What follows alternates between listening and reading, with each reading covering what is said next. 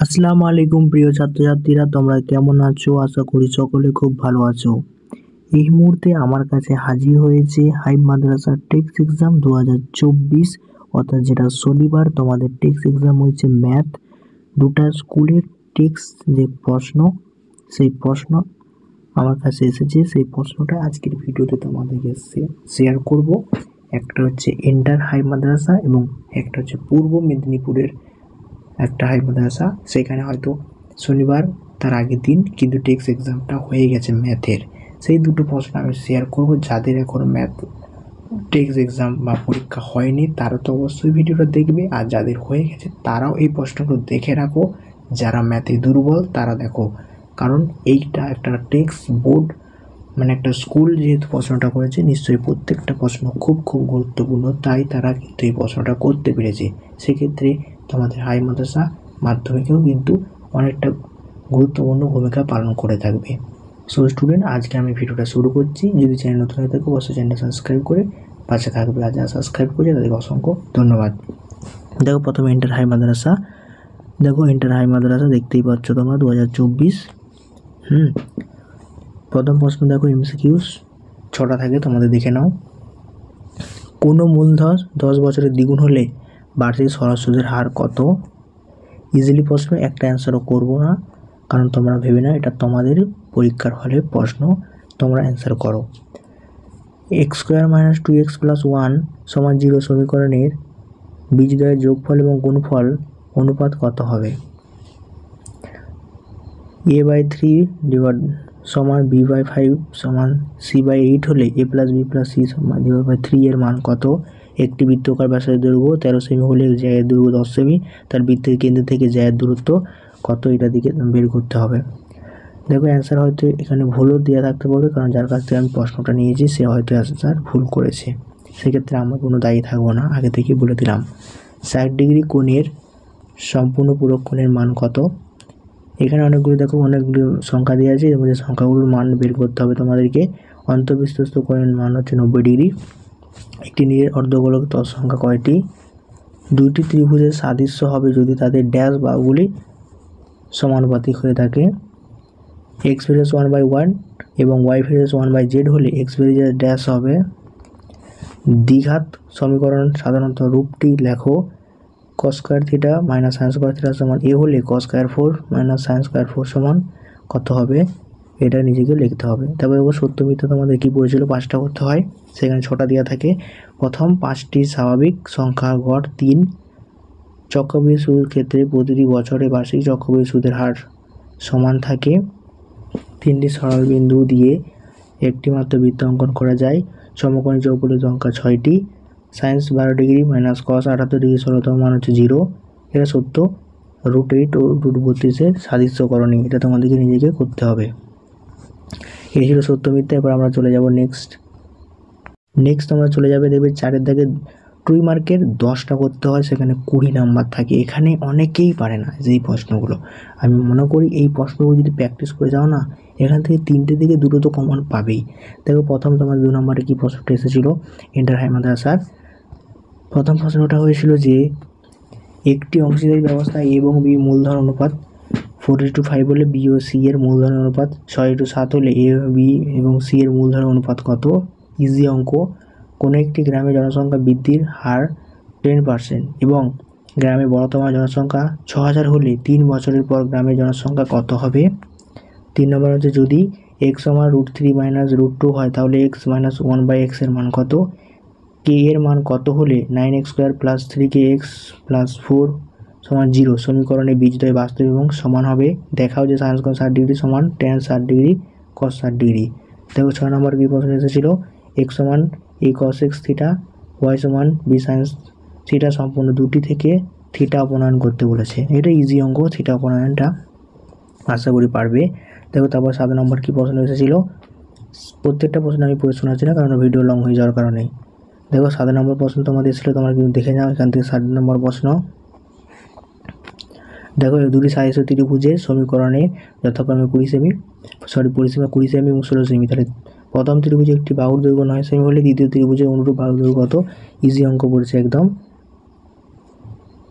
এই পর্যন্ত অঙ্কগুলো হয়ে যাওয়ার পর দেখো তোমাদের 11 12 নম্বরে কি অঙ্ক পড়েছিল, দুটি লম্বিতক চঙ্গের উচ্চতা অনুপাত 1:2, ভূমির পরিধির অনুপাত 3:4 হলে তাদের আয়তন অনুপাত কত, এবং সর্বশেষ যে অঙ্কটা পড়েছিল সেটাও দেখে নাও।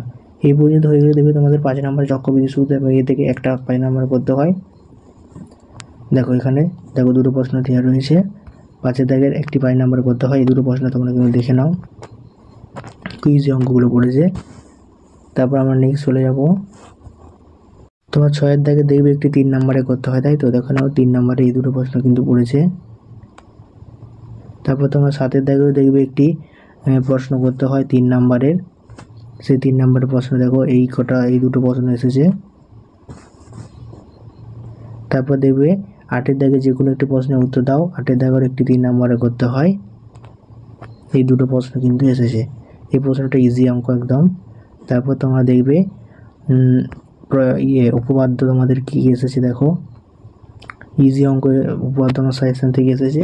প্রমাণ করা যে বিপরীত চতুর্ভুজ বিপরীত কোণগুলি পরস্পর সম্পর্ক, এবং অন্য একটা উপপাদ্য এসেছে, এটা সবথেকে সহজ। তারপর 10 দাগে তোমরা দেখো যে কোনো একটি করতে হয় 3 নম্বরের প্রয়োগ। তারপর তোমরা নেক্সট 11 দাগে দেখো একটি তোমাদের জ্যামিতি অঙ্কন করতে হয়, একটা অন্তর্বৃত্ত অঙ্কন করতে হয়, বা √12 মান নির্ণয়। তারপর যে কোনো দুটি প্রশ্ন উত্তর দিতে হয়, দেখবে তোমাদের সায়েন্স কোর্স থেকে এসেছে, 6 নম্বর থাকে, সেক্ষেত্রে তোমাদের এই দুটো প্রশ্ন এসেছে। এবং নেক্সট প্রশ্ন দেখে নাও আমরা কি এসেছে, দেখবে তোমাদের 12 দাগের এই প্রশ্নটা এসেছে। আশা করি এগুলো তোমরা পারবে। তারপর দেখবে তোমাদের 13 দাগের একটি 5 নম্বরে করতে হয়, এটা হাইট অ্যান্ড ডিস্টেন্সের যে অঙ্কগুলো, দেখো সেখান থেকে দুটো প্রশ্ন কিন্তু এসেছে, ইজিলি অঙ্কটা। তারপর 4 নম্বরের তোমাদের দুটো করতে হয় 14 দাগের, দেখো 14 দাগের সেক্ষেত্রে এই 3টে প্রশ্ন এসেছে। এবং শেষে তোমাদের রাশিবিজ্ঞান থেকে করতে হয় 5 নম্বরে দুটো, 4 নম্বরে দুটো, দেখো সেক্ষেত্রে এই 3টে অঙ্ক কিন্তু দিয়েছে। আশা করি ভিডিওটা ভালো লাগলো। এবার নেক্সট আমরা স্কুলে দেখে নেব কী কী প্রশ্ন আসছিল সেই স্কুলের। দেখো স্টুডেন্ট, তোমরা দেখতেই পাচ্ছ জিবিএস হাই মাদ্রাসা টেক্সট এক্সাম 2024, এটা কিন্তু টেক্সট এক্সাম যাদের হয়ে গেছে সেই স্কুলের প্রশ্নপত্র আমি একটা আজকে ডিসকাস করে দেবো পুরোটা। আশা করি তোমাদের ভালো লাগবে। সব প্রশ্ন পড়ে শোনাতে পারবো না, কারণ ভিডিও লং হয়ে যাবে তার জন্য। দেখো প্রথমে যে প্রশ্নটা এসেছে, এমসিকিউ 6টা করতে হয়, দেখো 6টা কিন্তু দেওয়া আছে, আমি পড়ে শোনাচ্ছি না, তোমরা কিন্তু দেখে নাও। এমসিকিউ 6টা হয়ে যাওয়ার পর তোমরা দেখবে শূন্যস্থান 5টা পরে 5 নম্বর, এবং সত্য মিথ্যা। এই পর্যন্ত হয়ে যাওয়ার পর তোমরা চলে আসো নেক্সট প্যাটার্ন। এই পর্যন্ত ছিল সত্য মিথ্যা, দেখো এই পর্যন্ত ছিল সত্য মিথ্যা। তারপর 2 মার্কে দেখো এখানে মোট 12টা প্রশ্ন দেওয়া থাকে, 10টা তোমাদের করতে হয়। এই 12টা প্রশ্ন খাতায় নোট ডাউন করে নাও, বা এই প্রশ্নগুলো তোমরা প্র্যাকটিস করে নাও। এই পর্যন্ত হয়ে যাওয়ার পর তোমরা দেখবে 5 দাগের একটি 5 নম্বরে করতে হয়। দেখো এখানে একটি প্রশ্ন কিন্তু দেওয়া রয়েছে, যে কোনো বছরে 2 বছরের সরল সুদ এবং চক্রবৃদ্ধি সুদ যথাক্রমে 400 টাকা এবং 410 টাকা হলে মূলধনের পরিমাণ এবং শতকরা বার্ষিক সুদের হার কত। এই পর্যন্ত ছিল দেখো 5 দাগের একটি প্রশ্ন। তারপর 2 নম্বর প্রশ্নটা দেখো 5 দাগের। এবার দেখো তোমরা 5 দাগেরই একটা অঙ্ক, এবং ওই এরপরে পেজটা একটা অঙ্ক দেখলে। তারপর তোমরা 6 দাগে দেখবে একটা 3 নম্বরে করতে হয়, সেক্ষেত্রে দুটো অঙ্ক এসেছে, ইজিলি খুব অঙ্ক। প্রথম অঙ্কটা খুব সহজ, সেই অঙ্কটা হয়ে যাওয়ার পর এবার দেখবে তোমরা দেখবে 7 দাগেরও একটা 3 নম্বরে করতে হয়, সেক্ষেত্রে দুটো প্রশ্ন এসেছে, x সমান y প্লাস √3 এবং y সমান 2 মাইনাস √3 হলে x Q minus y Q এর মান কত। এই দুটো অঙ্ক পড়েছে। তারপর তোমাদের 8 দাগের একটি প্রশ্ন উত্তর তোমাদের করতে হয়। দেখো এখানে কিন্তু a various b various c হলে এই অঙ্কটা প্রমাণ করতে বলেছে। তারপর 9 দাগে তোমরা দেখবে একটা উপপাদ্য পড়েছে, উপপাদ্য এখানে বিদ্যুৎ যতগুলি পুরোপুরি পদগুলোর সম্পূরক, অর্থাৎ আমরা এই আগের স্কুলে দেখেছি এবং উপপাদ্যটা কিন্তু আসছে, অর্থাৎ মাধ্যমিকের ক্ষেত্রে কিন্তু তোমাদের খুব ইম্পর্টেন্ট। তারপর দেখো 10 দাগের একটি তোমাদের 3 নম্বরে করতে হয়, সেক্ষেত্রে দেখো এইটা পড়েছে, এই দুটো কিন্তু প্রয়োগ পড়েছে। তারপরে হাইট অ্যান্ড ডিস্টেন্স থেকে তোমরা দেখো এই দুটো অঙ্ক এই দিয়েছে। হাইট অ্যান্ড ডিস্টেন্স হয়ে গেলে cos θ sin θ থেকে দেখো 3 নম্বরে দুটো করতে হয়, সেক্ষেত্রে এই অঙ্ক দিয়েছে। নেক্সট অঙ্ক তোমরা দেখে নাও।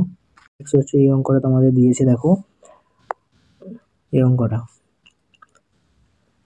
তারপর তোমরা দেখবে 13 দাগে চলে আসো। 13 দাগের এখানে হাইট অ্যান্ড ডিস্টেন্সের এই দুটো অঙ্ক দিয়েছে। খুব খুব সহজ অঙ্কগুলো রয়েছে আমি দেখলাম। তারপর ওই অঙ্কগুলো হয়ে যাওয়ার পর তোমরা দেখবে বিভিন্ন ঘনবস্তু বা চোঙ এবং শঙ্কু থেকে কী অঙ্ক দেখো তোমাদের সেখান থেকে মোট 3 নম্বরে দুটো করতে হয়। দেখো সেক্ষেত্রে কোন কোন অঙ্কগুলো পড়েছে। একটি লম্ববৃত্তাকার শঙ্কু আকৃতি তাঁবু তৈরি ৭৭ জন বর্গ ত্রিপল রয়েছে এবং তাঁবুটির দৈর্ঘ্য ৭ মিটার এবং তাঁবুটির ভূমিদলের ক্ষেত্রফল নির্ণয় করো। খুব সহজ একটা অঙ্ক, আশা করি তোমরা পারবে। দেখো এই অঙ্কগুলো তোমরা কিন্তু নোট ডাউন করে রাখো। তারপর তোমরা দেখবে পর্যায় সারণীতে চলে আসবে। পর্যায় সারণীর ক্ষেত্রে কিন্তু এই 3টে অঙ্ক এসেছে, দেখে নাও পর্যায় সারণীতে কিন্তু এই 3টে অঙ্ক এসেছে। আশা করি ভিডিওটা ভালো লেগেছে। যদি ভালো লেগে থাকে অবশ্যই চ্যানেল সাবস্ক্রাইব করে পাশে থাকবে। আর যারা সাবস্ক্রাইব করেছো তাদেরকে অসংখ্য ধন্যবাদ। তো ভাই আবার নেক্সট ভিডিওতে কিন্তু দেখা হচ্ছে।